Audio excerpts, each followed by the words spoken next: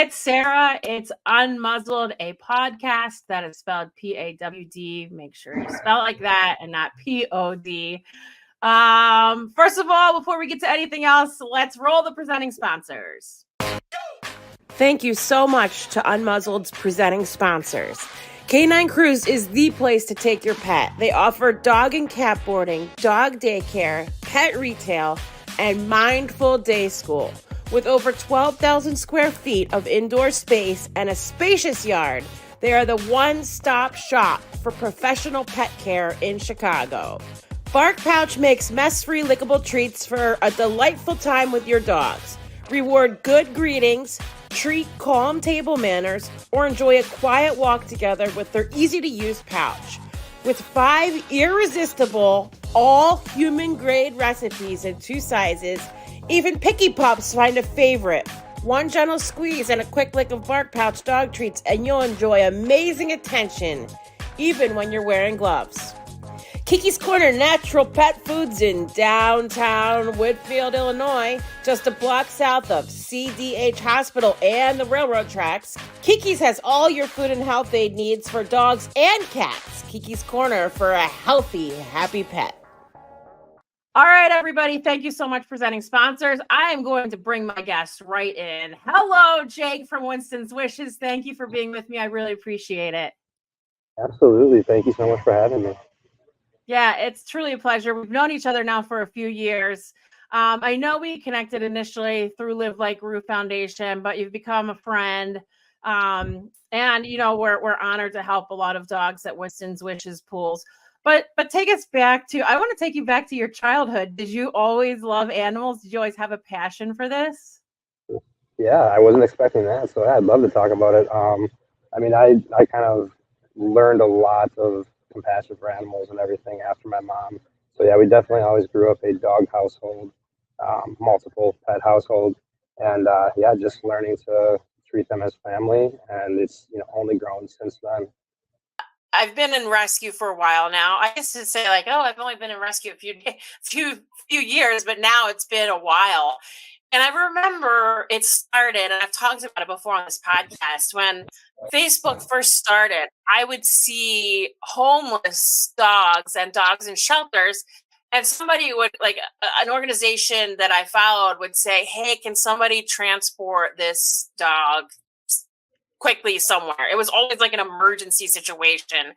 And when I lived in the city in Chicago, so Winston Wishes is based in Wisconsin, for those of you that don't know, and we'll get into that soon. It was an awesome feeling to be able to give a dog that was basically on death's door a lot of the times a ride. But everybody has a story about like what inspired you, like how did you get into rescue? So what is that story for you? Yeah, so kind of the candid aspect of it is end of 2013, I was working at the Iron Horse Hotel in Milwaukee, which is a very pet-friendly hotel, and I was in guest services and started just falling even more in love with dogs that would come in and helping guests, bring their dogs, treating their dogs like family. And I originally fell in love with Bernese Mountain Dogs, and I was looking, and this is before rescue, before I knew anything about rescue, the need for adoption, all that kind of stuff, and I was searching breeders, and I was like, okay, well, I'm going to go out and go find a puppy and, do all that kind of stuff. And then I had someone tell me like, hey, you should just really check into rescue adoption, look at the shelters.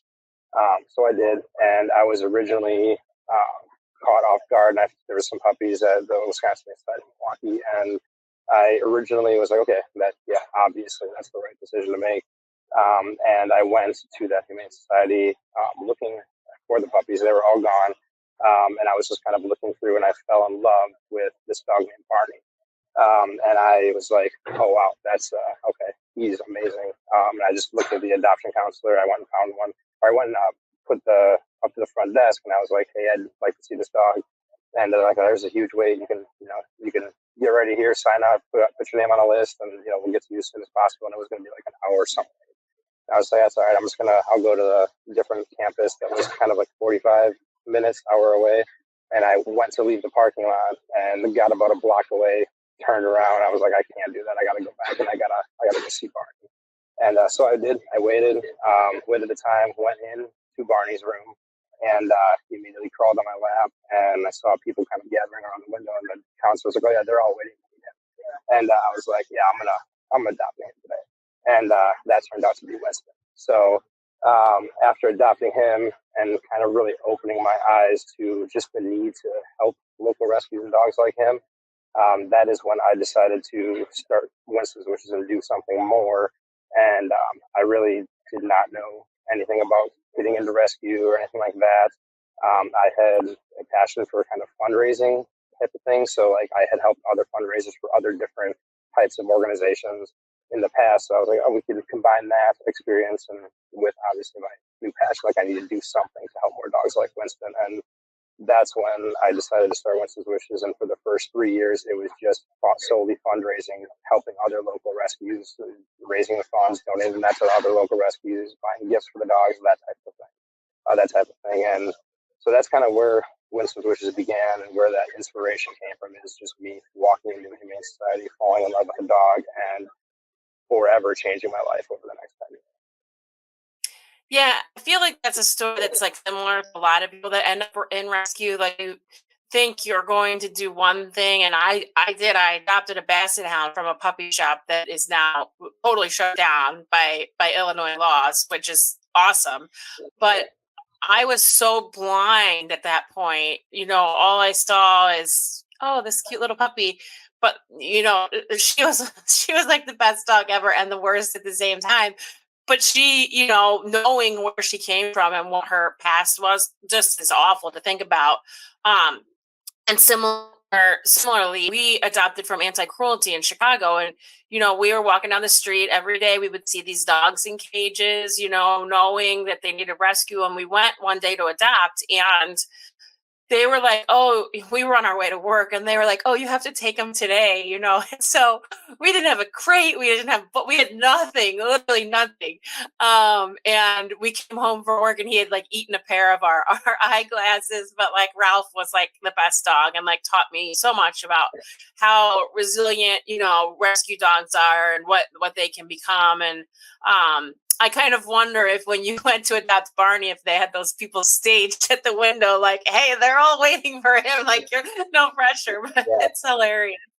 I don't doubt it. I mean, it was kind of the funniest thing, because I've told my mom this, that I've gone back and told her this is how it happened, because she said at that time I lived with my mom at home, and she was like, you are not bringing another dog into this house. We have plenty. Like, it's not going to happen. And when I said I was going to adopt him at the Humane Society, she was like, do you live with another dog? Who do you live with? And I said, oh, I live with my mom. Oh, you need to call and make sure that she's good with it. And I was like, okay. And then I just like called my mom, and she's like, no, absolutely not. And I hung up, and I was like, she said yes. And so then that whole ride home, I was like, dude, you better win her over, because we're going to have to figure something out here. And sure thing, as he does, he won her over immediately. And she like gave that look. She's like, okay, he's cute, he's awesome, but still not happy with you. And but little again did she know that it would forever change, not just my life, but the amount of dogs that we've helped, the amount of families that we've given their Winstons to, that type of thing. And it's just been an amazing journey over the last 10 years. Yeah, and I really love too. I think you almost started the right way by like learning how to fundraise, even though you were doing it for other people. Like that's the key, is to stay afloat by fundraising, because rescuing animals is not cheap. And when you have that adoption fee of $250 or $350 or whatever you have, like that's not even covering usually like the minimal, spay, neuter, vetting, initial vetting, blood work, that kind of thing. What do you think and I know that you take a lot of bully breeds, what do you think separates you from other rescues in the area? So I guess, I am definitely, I have tried to do everything I could to obviously just, respect everyone, bring everyone together over the last 10 years. When I first met with another experienced rescuer 10 years ago, the first thing she told me is, you better be ready. Dog rescue, animal welfare is political. Like, no matter what you want to do, no matter how hard you try, you're not going to please everyone. And, you just have to keep that mission at heart of why you're doing it. And, I took that to heart right away. And I just, every day since, I've tried to do everything I could possibly to bring everyone together, because in my mind, if we all work together in the end, we are going to achieve something. But don't get me wrong, like you mentioned, going back to kind of, what you said, doing it the right way. And that's how I feel that we've done it. Is initially it was 2017. 2017, yeah, 2017, when we had seen and experienced firsthand dogs in shelter environments that would come out. They'd be excellent. They'd be very well demeanored, awesome, happy dogs, and then we would learn of them just spending too much time, whether it was a few days or whether it was 30 days or whatever it may be in that shelter environment. And we would learn of them just regressing to the point where they couldn't come back, and they just kind of went crazy because of loudness, craziness, that type of thing, and didn't make it out of there. So that in 2017 is what really pushed us to begin fundraising for ourselves and begin, essentially getting people to buy into this idea that we wanted to do a sanctuary, wanted to do a foster program, and we wanted to help those specific dogs that really need out of that shelter environment. And it wasn't easy in 2017. And when we first started to be like, hey, look, we don't have it now. We want to do this in 2 years. And, we need you to continue to support us, and we need new supporters to come on. And for the most part, many people understood that and knew what we were doing. And we did not receive much negative pushback or anything, but there was a minimal pushback of, well, why aren't you doing it right now? Why aren't you just jumping into it if you want to do this? Or my favorite one was, someone said one time, why were you just doing what a shelter does? Why don't you just partner with your local shelter? And it was, those types of people, it's hard to get them to understand. So you just have to keep pushing forward. And I would say 99% of the people understood it. And, we did that over the next 2 years to fundraise to make sure that when we really jumped into it, that we were never out on medical funds or anything like that. We always have a well-funded medical account for no matter what dog we take in. And we never have to say, well, this dog really needs help. And we work directly with medics. So if they reach out and say, this dog needs help, we never have to be like, well, let us, check and make sure we have the funds, or we never take that dog and be like, hey, we really need to raise funds for the surgery they need, or, whatever it may be. We can just always say yes and then work on replenishing later. So that's kind of, something that we really pride ourselves in, that we took that initial time to, not only fundraise, but also learn in that process. And, I learned from the director of MADIC quite a bit. I learned from other rescues. I learned from people who have done this their entire life. And, really taking all those bits and pieces and putting them together. And the biggest thing that I kind of took out of it was, yeah, we know a lot of people that just jump right into it, and then they're just immediately in over their heads. And, they're just scratching to get out of the hole that they've dug themselves right away. And that's something that we never wanted to be in. So, and because of that, we are able to provide the, above and beyond medical care for each dog that comes to us, time, decompression, whatever it may be. And, the only thing that's really stopping us now is just the amount of foster homes. So we need foster homes.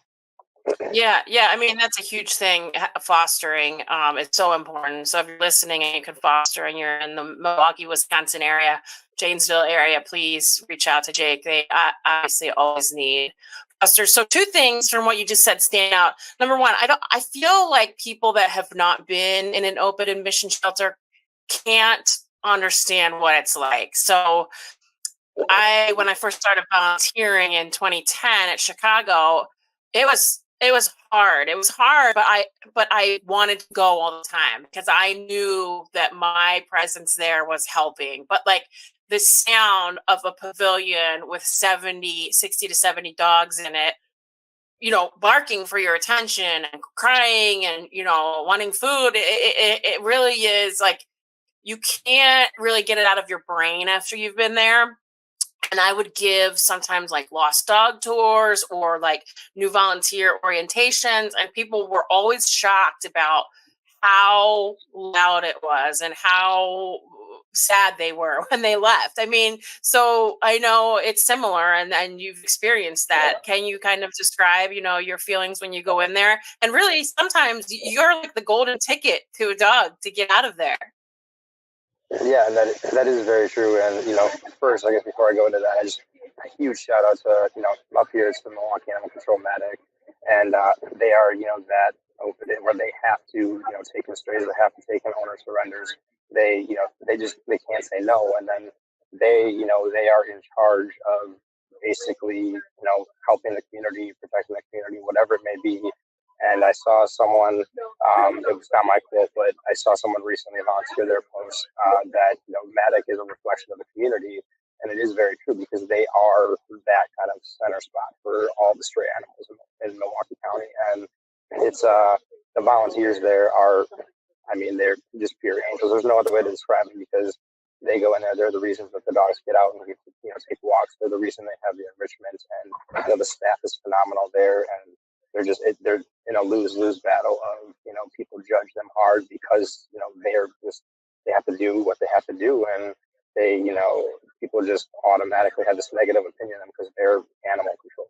And it's they have a fantastic adoption program there. They have done so many things. Their directors phenomenal. Their staff volunteers, they're just fantastic, and that's why we're exclusively committed to them because of this other point is that they, at any given time, if we have an opening, they have 5 to 10 dogs who truly need to get out of there. And when I say truly need to get out of there, it's they are not doing well in the shelter environment. I mean, Matic is not euthanized because of space. However, that people hear that and they think, okay, well, they just must not have to go that route. But the sheer truth is that some of these dogs, whether it be like extreme medical or whether it be they're just regressing so much, they sometimes don't have that chance to get out of there because of that.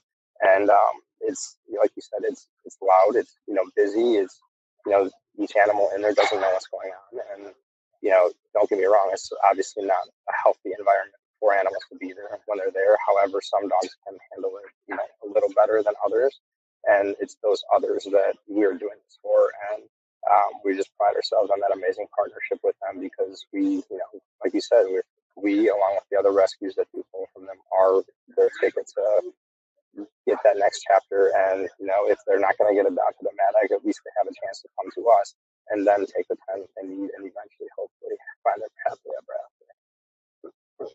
Yeah, so well said. I think too, Chicago Animal Care and Control does euthanize for space. And when I was there, I was in charge of a pavilion of dogs. So I would, work with rescues to try to network the dogs. I would take them out and evaluate them. I look back on that now, and it's kind of shocking that every dog that I took out, I never had like a bite or like a real injury. Like taking out dogs that you don't know, like a lot of times they're strays, or the owner that did the surrender form might not have told the truth. Obviously, if a dog comes in and has a bite history, it's not in a pavilion where I'm going to be evaluating it. That's for programs and other programs like that. They may even be court case dogs where they won't have human interaction for months because they're waiting for a court case to go down. And those are sad situations. But when you're kind of like the person that is the liaison between, okay, you can get out of this cage if I can properly evaluate you and sell you to a rescue, it really is. It really can weigh heavy on you. And I'm sure that you feel that a lot, and I'm sure when I was doing stuff and still today, people know that, I still have a network of rescues and friends that rescue and fosters. But the amount of times you get tagged on posts, not necessarily animal control posts, but like owner surrenders or a stray or somebody's family member died. Do you feel that stress and that pressure of trying to literally please everybody? It's so hard. No, not at all. Yeah, of course. I wish I could say no, not at all, because it is very overwhelming. And when you decide to call yourselves a rescue, I feel like as a society, you are automatically looked at as you need to do and fix all of the problems. You just you can't focus on one thing. We expect you to do everything, and that's something that I have had to learn very much so over the last 10 years is learning to say no, but say no with providing resources and providing direction of where to look for help. And that's something that we've had to really kind of fine tune in our mission where, where we say we exclusively help dogs at Matic because of that fact that any given time, any space we have, they can easily send us a dog that is just on the verge of kind of going the other way. And that's kind of why our focus has been solidified to them. In this current time at least. And don't get me wrong, if there's a time where we can reach out and we have a space and all of a sudden they're like, hey, we don't have, all the dogs are good here, but we don't have to worry about it. Then at that point we might look at, expanding out and helping. But, that kind of leads me to another point is we are, we do that, but we are also really focused on hopefully this year, we really want to focus on tackling the problem, further. Whereas obviously rescue and shelters, it's kind of just a revolving door, and it's, a problem that sadly is always going to be there, but you need to look at the root issues of it, and whether that's, providing free spay and neuter, for certain areas, providing, education, whatever it may be, that's something that we really want to kind of fine tune and expand our efforts on this year as we grow as an organization. Because there's always more that we can do. We may not be able to help every shelter or place across, Wisconsin or the Midwest, but at least we can try to focus our efforts into other areas. Yeah, great point. I used to, and I know, again, I've talked about this on the podcast before, but just to reiterate, I used to be so angry at owners for surrendering their animals. And you kind of grow and you mature and you realize, hey, not everybody can, have enough money to feed their pet or have enough money to vet their pet. And, like you said about Matic, they have to take in every animal without really a lot of questions. And animal control in Chicago is the same way. That's why CRISP, when it came along, Chicagoland Rescue Intervention Support Program, and why we were a part of it was to help owners keep their dogs. And instead of judging, listening to their problems and trying to provide a solution, which again is not always easy. I mean, I had a dog that somebody surrendered and they didn't want to be there during euthanasia. And I said, I will take the dog to McDonald's and then I'll go to the vet and be with the dog. Was it easy? No, I'm getting teary thinking about it. It's really sad, but not everybody wants to be with their animal when they're euthanized. But the least I could do is give that dog some, an extra treat and then some love at the end. But when you have compassion instead of judgment, again, it's something you kind of learn as you grow, I think, but also when you're around owners and instead of looking at them and being pissed off because they're adding more dogs to a population that's already overcrowded, if you just talk to them like human beings, it goes a long way. And again, it's something I had to learn. I mean, I was not nice early on when I started in the shelter because I wanted to save all the dogs. And Jake, I know you feel that too. But when you bring up, the politics and the drama of rescue too, I think you're also unique because you're a man, and at least in Chicagoland, it's very rare to have a man. And I know you got your right hand woman Katie with you, but it's very rare to have a male leading a rescue. So is it the same way in Wisconsin too? Yeah, I think for the most part, we do have some great organizations that are founded or ran by males, but it's definitely it's a unique environment for a guy to be in. Though obviously, I will never say that I have it bad or anything like that. Everyone's amazing, and I love working with everyone. But it is, even with me talking to other guys, and me even trying to if I look at my friend pool per se, that's obviously changed quite a bit over the last 10 years. But just looking at, even growing up, there was never guys that I was around that was compassionate for animals, that type of thing. So yeah, it's definitely, but getting into animal welfare, you find those, it's not as many, obviously. But yeah, it's interesting, and I've learned from some of the most amazing women in rescue, and but that's something Katie's also said is that it's it's limited for males in rescue, and that's also something that I'm trying to work on too, is bringing that compassion out in in males and allowing trying to get them to lead by example. It's something that I think needs to change in terms of compassion for animals when it comes to guys, and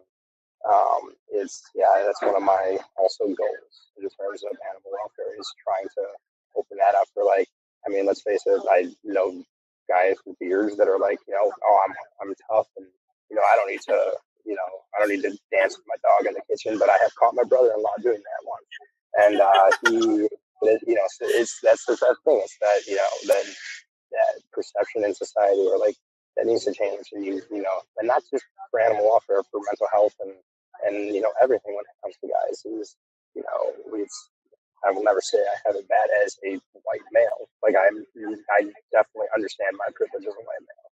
But, I do also know that it's just being a guy in general, and that obviously changes if you're not a white male, but just being a guy in general is tough because you are expected to, from a young age, not cry, don't show emotions, just, get up, rub it off. But that's the problem with a lot of guys, and then it goes over in animal welfare is a lot of guys are putting on an act, and we need to get these men to soften up and to show their true colors. And, when we can do that and add that many, more men into animal welfare and, all different walks of life in animal welfare, it's just going to ultimately, benefit the animals that need them. Yeah. I love that. I think I couldn't agree more, and I think you're a great example of what works and what a type of human that can help so many animals. I mean, it's awesome because we're friends, and it's kind of cool because I can rely on you for things. And obviously, Doggy Day is a big one. We're going to get to that one second, but I'd be remiss, and people would be like, Sarah, how could you not ask about Winston and who is Winston and why is it called Winston's Wishes? So please tell us about Winston. Yeah, so that kind of goes back to formerly known as Barney. He actually originally came to Maddox in Milwaukee, so it's kind of like a full circle fun thing that happened is, he came to Maddox, and he was one of the coldest winters in Wisconsin in 2013, and that's where he was. He was on, I believe he was there for 2 weeks, and then that's when he was transferred to Wisconsin. He was a transfer partner, and then that's where I ended up falling in love with him. And yeah, he's amazing. He's challenging. He's a wonderful teacher in all aspects of life because he has had his own anxiety quirks, and he has taught myself and Katie many things. Not just about dogs, but about life and resilience. And he's definitely he's made such a huge impact, not just on our lives, but all of the Winston's Wishes alumni, their family. And he's you gotta get me to tear up now. But he's been amazing, and him and Sophie. So Katie had Sophie before we went to high school together, but Katie had Sophie before we reconnected, and we ironically reconnected at a vet appointment where I took Winston, and she saw Winston, and then was like, "Oh, he's beautiful," and then looked up and she's like, "Oh, he's Jake," and that's literally how we started reconnecting.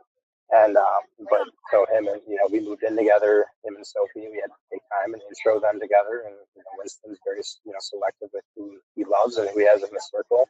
And so we had to take the time to do that, which was our original lessons that we had to learn. And then they became inseparable. And then Winston, I was so terrified to have Winston introduced to a cat. And then Katie, one day her mom brought her cat Domino at the time over into our house we moved into.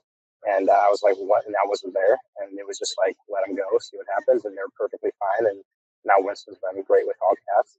And it's actually funny because he's like not terrified, but he's respectful. Like if a cat's at the top of the stairs, he'll be like, I'm good, Dad. Like, can you go move them for me so I can go up there? So it's kind of funny that it went the complete opposite way. He's now, we're coming up on in February 25th will be his 10-year gotcha day. And it's just incredible to look back at something that was just like, hey, I'm just going to do a fun fundraising event in the hotel lobby at the Iron Horse and have like 40 to 50 people come and just do something to get back to, what it's evolved to now. And it's just crazy because he has no idea, the amount of impact he has had on the world. And, I know you can obviously, attest to that. And that's obviously why you're doing what you love to do now. And it's just amazing to look at him and be like, just how much, the completely route of life has changed because of him. So, yeah, he's amazing. Yeah, I think it is special when something's built around a dog and you have the story and you kind of have a reason. It's one thing to make a rescue and just name it something, but like when it's kind of built on something, I think it's so meaningful. And I think people, feel that they feel like, okay, this is something built on something that was special to this human. And now, taking it to each rescue, each dog, each person live like Rue helps. I mean, it's pretty cool. And I like the story behind it, how it all started. Do you have advice for people? And, I know you probably get this a lot. I get this a lot. Like, how do you start a 501c3? And like, like you talked about in the beginning, you're inspired to do something, you jump and you do it really quickly, and then you drown. I mean, that's what happens. So what is like your best piece of advice, now you've been doing this for a while, that you could give somebody that wants to do something like you're doing? I guess from the beginning, even it kind of goes back into before you even make the decision, if you want to start a nonprofit or whatever it may be, is, to live your life by networking, and networking is surrounding yourself by, by the people that inspire you, the people that, are going to give you that environment to grow, and just, trying to always learn from everyone you come across. And that's kind of where it started with me. When the time came to jump into 501c3, get everything filed, I leaned heavily on someone who had already done it, and someone who has done it a few times, and she kind of really took the reins and showed me, but I honestly could not remember if I had to jump right back into it now. But she was able to really show me and get me through it, get us through the paperwork, get us through everything, and kind of take the lead on it. And that was because I had networked with that person before. I had grown a friendship with that person, and and understood how intelligent they were and how just amazing they were, inspiring they were. And then when it came time to where, like, hey, that's awesome, like, I know they know how to do that, like, would you be willing to help me? And if you have that mutual respect there, you're going to have people that want to have you succeed. They want to see you succeed. They want to help you succeed. And if you have those people in place, they're willing to step up and help you. And then that allows you to get through those hard things, like having to figure out where do you start. And that's kind of exactly how it went for us. And then it's just there on out, just building and growing and networking. And I cannot say it enough, just treating every single person you come in contact with respect. And you never know, who that person is. Not to mention just the base level of humanity. You never know what that person's going through. And just really always trying to be compassionate and, empathetic and sympathetic, and just always, being there for whoever's around you, because you never know, when you're going to need a helping hand. Yeah, really well said, and I couldn't agree more. The actual like 501c3 paperwork, at least in Illinois, it's not difficult. It's expensive, but like that money comes right out of your pocket initially when you're not official. And it takes some time. Up here, at least. Yeah. Yeah. And that's a thing. That's kind of the scary thing. Is it is pretty easy, but you gotta have your eggs in a row. You gotta have everything in a row. I don't think eggs in a row is right. You have to have all your something. Yeah, anyway, we'll go with dogs. We'll go with dogs in a row. You have to put all your eggs in the basket. There it is. Combine the two, it works. Yeah, it works well. Anyway, sorry about that, guys. We got it though. But yeah, I couldn't agree more. Like just that initial paperwork, sometimes it's not that hard. But like, I wish I had an accountant from day one. Like me trying to do taxes and inventory and like track. Like you have to have those things in a row. And I've talked about that in my business, more the business side of which running a rescue is a business. And when you start out, you don't run it as a business, you run it as a passion project. And when you start to run it as a business is when you really start to succeed. And, I wish that I had known that in the beginning. It sucks sometimes to run a rescue or a foundation as a business, but like I said, you have to, you have to really to make it run properly. But yeah, it is not difficult to start a 501c3, but to get it going and get donations and get grants and get supporters, it really does take a lot of effort.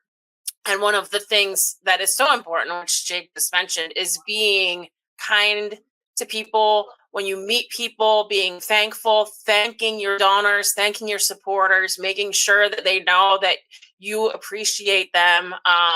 Which, I answer every email personally. I mean, I don't really want anybody else to do it. It really is important to know people, to let people know that you care, that they are here and they know even what Live Like Rue or what Winston's Wishes is. So really well said to always have respect. I was talking to somebody that ended up donating thousands and thousands of dollars. I mean, a lot of money. And I didn't know, but what I was saying to him and the communication we were having, I had no idea the impact that I was having on him at that time. And he ended up being an amazing supporter. And I always think back to that. Like, it also should not matter who you're talking to, whether it's a ACO at an animal control or some CEO. Like, it should be the same type of conversation when you're running an organization that you are relying on people to support you. So really well said, Jake. So Jake runs something that I wish I could do in Chicago, and I've said this to him before, but every time I try to do something like this, I get stop signs everywhere. So Jake has this down, but it's Doggy Day at the Deer District, and now we've done it. I think I've been there 2 years. This will be your third year coming up, right? Yeah, this will be the third year. Yeah, so tell everybody what it is. It's one of my favorite days. One year it was 30 degrees. Last year, I believe we hit maybe 50 or 60. I was so happy. Yeah. So tell us about it. Yeah. So, and I'll just quickly, because it kind of plays into this, just touch back on how this became. Because, like I mentioned, that first year in 2014, we had an event with maybe 40, 50 people in the hotel lobby that Iron Horse donated to me. And then at that year, I had met the owners of Central Park Doggy Daycare downtown, and that he was one of like two vendors I think I had there, 3 vendors maybe. And he was like, hey, why don't you, next year bring it to our parking lot? And, so then the second year we brought it to the parking lot at the doggy daycare. And we had, or it wasn't even a parking lot, it was like one little play area. And, we had maybe 100 or so, a couple hundred people. And then for the next few years after that, it had expanded every time to a point where we were just kind of taking the entire parking lot over. And then that was our annual fundraising event. And then 2019 is when we kind of jumped into, okay, we got to, find property, that Katie and I are going to be at, that we can kind of have some kind of a sanctuary there, and just a very minimal, like 4 doggy rooms to have the dogs that really need decompression. We're looking for the sanctuary property. And, so we eventually found that. And then 2020, we were going to get back to our events. And then obviously we all know what happened there. And then, 2021, during that time, the owner of Central Park that is now retired, with him and I always worked well together and coming up with event ideas, things like that. And all of a sudden, one day he called me and was just like, hey, what do you think about having an event outside of Fiserv Farm in Milwaukee in the Deer District and working with the Bucks? And I was just like, I mean, that'd be amazing. And he's like, well, it's already happening. And I gave him a call one day and said, hey, what do you think about this? They invited him to a Bucks game and they talked to him about it. And he said he's only doing it if it's a Winston's Wishes fundraiser. And then we had this all planned. And so we had this all planned actually going into 2020. And then we were signing the contract for this first Doggy Day the week that the entire country shut down. And so obviously that was completely put on hold. And then we brought that back. And then we went through obviously the COVID, initial era of it. And then I reached out to them, I believe it was the end of 2021. I was like, hey, is this something that you guys would still consider doing? And we got in touch with a new person and then just began planning it from that point on. And we had the initial Doggy Day, which was 2022 in April. And we had no idea what to expect. We just put our all into it, put our all in planning it. And just all of Milwaukee showed up for this. And they were super impressed to a point where we then worked on signing a contract for the next 3 years or the next 2 years. And then we had Doggy Day, the second annual one in 2023, and just blew the initial numbers out of the water. We doubled attendance. We almost doubled the amount of vendors. And it just gained a bunch of recognition to the point that after that second annual one, the actual Milwaukee Bucks reached out to us. And they were like, hey, we want to do something like that, but we want to do it in 2 weeks and, smaller scale, but in 2 weeks. And they're just like, we know if anyone can put this event together, it's you guys. We're like, yeah, obviously we're not going to say no to, an NBA team. And then we put together Bucks and Pups in 2 weeks. Our entire Winston Wishes team put our all into it. And it was, amazing, successful, all came together. And then after that happened, we then were offered to sign a contract with Deer District to do Doggy Day all the way until 2026. So we have the next 3 years contracted in for Doggy Day. But the person who takes care of the contracts is like huge Doggy Day, Team Doggy Day, and a huge fan. And so we're planning on just rolling, every 2 to 3 years signing a new contract. So as long as things keep going well, we're really proud of this event, and we're looking forward to growing this every single year. And just making this kind of like the new, I've heard in terms of like the type of event, the new boutique style, like pet lovers event. And that's what we love about it, is the small businesses all come together, locally. The medics there, obviously, as us being a transfer partner, we have local DJs, all that kind of stuff. I mean, it just brings everyone together, especially like the local food trucks, and it's phenomenal. And we've heard so much great feedback in terms of it's just the coolest place to be at the Deer District, and it's Milwaukee's like hottest spot right now, and people just love it. And just get together for a day where again we really echo the sentiment of a positive environment, a fun environment, and we're not getting together to compete with anybody. We're just all getting together to celebrate one thing, and that's animal rescue and local animals in need, and celebrate being able to help them more. And we're super excited. And obviously, I know you had a great time. We love having you guys there, and it's always a blast. And we're really looking forward to this coming year.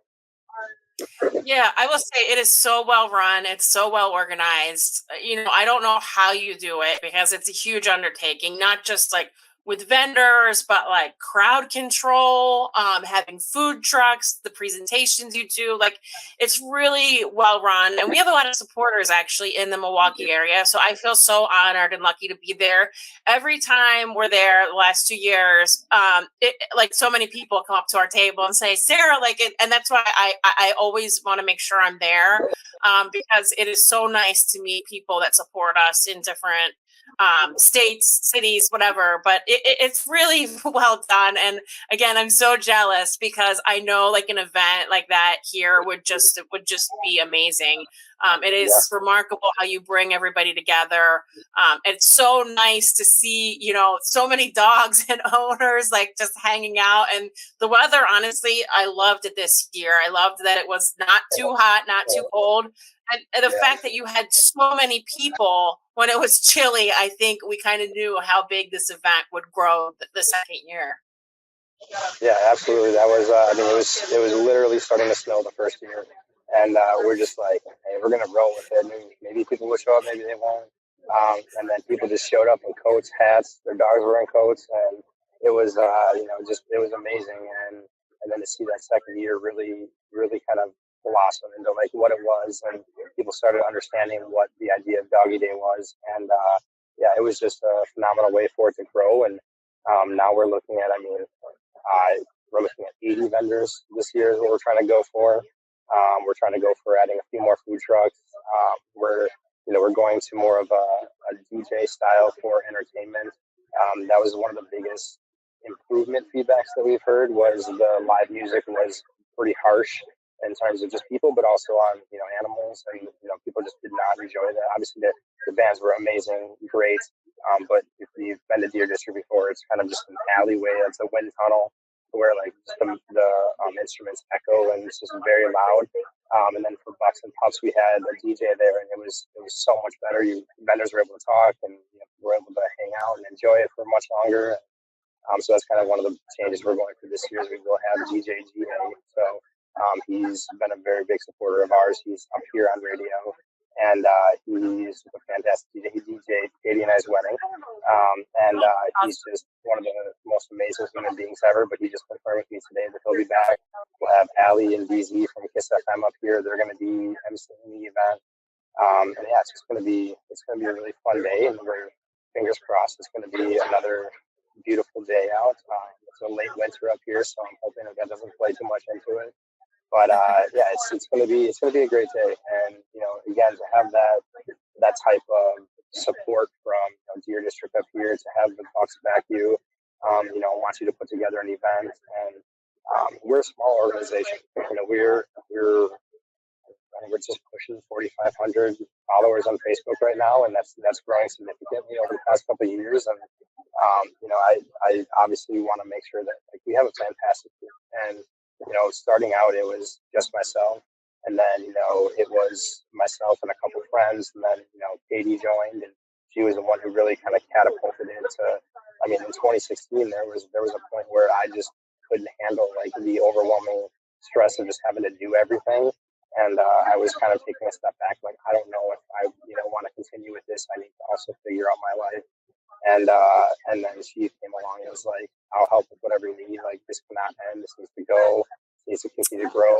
And then that's grown into the phenomenon. I mean, we have 2 members on our board right now that were there from essentially like that time frame. And then, I mean, we have a board of 7 people, and it's just phenomenal to, we have a new foster coordinator that we just brought on, that is going to give us a really big push in, recruiting foster homes, and they're experienced foster as well. And it's just, we can really feel the boost of energy going into 2024, to where, we know we can help a lot more dogs up there.